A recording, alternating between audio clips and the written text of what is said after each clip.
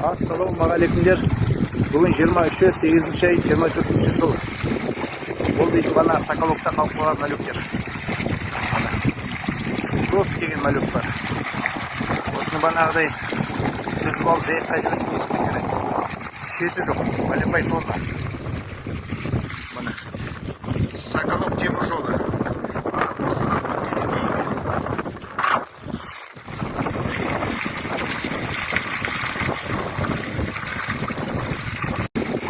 Бұл дейді бана Соколовта қалып қалған мәліктер.